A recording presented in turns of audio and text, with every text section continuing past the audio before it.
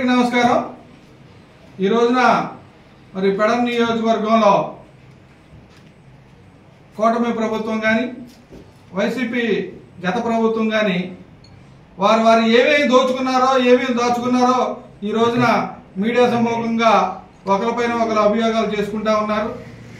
మరి పెడన్ నియోజకవర్గాల అభివృద్ధి సంగతి అటకెక్కిచ్చి ఈ రోజున మున్సిపాలిటీలో టీడీపీ వాళ్ళు ఆయిల్ దొంగతనం ఎంత చేశారు, అలాగే వైసీపీలో జోగి రమేష్ గారి నాయకత్వంలో ఎవరెవరు ఎంత దోచుకున్నారు, ఎవరు ఎన్ని వందల ఎకరాలు దోచుకున్నారు, ఎవరు ఎన్ని లక్షల క్యూబిక్ మీటర్లు మట్టి తవ్వారు, అలాగే ఎంతమంది పొట్టగొట్టారు, మంచిగా ఉన్న కార్యకర్తలుగా ఉన్న వాళ్ళందరినీ ఎంతమంది రౌడీ షీటర్లుగా తయారు చేశారు అనే దాని మీద ఈ రోజున పెడన్ నియోజకవర్గంలో టీడీపీ వర్సెస్ వైసీపీ పార్టీ మాటల యుద్ధం చేసుకుంటా ఉన్నాయి।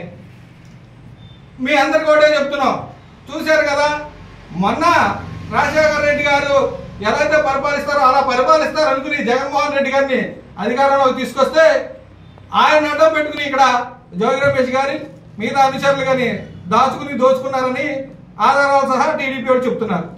గతంలో టీడీపీ వాళ్ళు ఎవరైతే ఉన్నారో ఎంతంత ఎన్ని లక్షల ఎక్కడ దోచుకున్నారో ఆధారాలు సహా బయట పెట్టారు। ఇప్పటికైనా పెడన్ నియోజకవర్గ ప్రజలు కళ్ళు తెరవాలి।